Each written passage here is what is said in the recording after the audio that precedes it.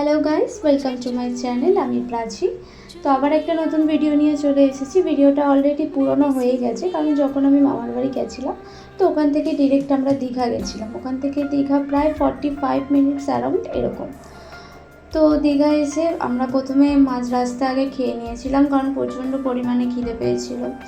তো খেয়ে দিয়ে নিয়ে তো এখানে কিছু কেনাকাটিও ছিল। কেনাকাটি বলতে আমারই ছিল, কারণ আমি এখানে কোনো স্নান করার মতো ড্রেস আমি মামার বাড়িতে নিয়ে যাইনি। তো ওই একটা টপ আর হাফ প্যান্ট কিনে নিয়েছিলাম। তো প্রচণ্ড বাজে কোয়ালিটির ছিল, বাট প্রাইসটাও লো ছিল। তো একদিন পরবো, তো অত জাজ করে লাভ নেই, তাই না? তার ওই দিন না জোয়ারটা কম ছিলই না, আমরা যে স্নান করব নামতেই পারছিলাম না। তো ওই সিঁড়ি মতো করা ছিল, ওখানে বসে বসে স্নান করছিলাম।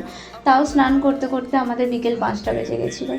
তারপরে আশেপাশেই একটা হোটেল ছিল, তো ওখানটায় আমরা চলে গেছিলাম একদম সাদাসিধে বাঙালি খাবার খেতে। কারণ কি, আমরা ভেবেছিলাম 5টা বেজে গেছে, সেই বিকেল হয়ে গেছে, আমরা এখান থেকে উদয়পুর যাব, ওখানে গিয়ে আমরা কাঁকড়া টাকড়া খাবো।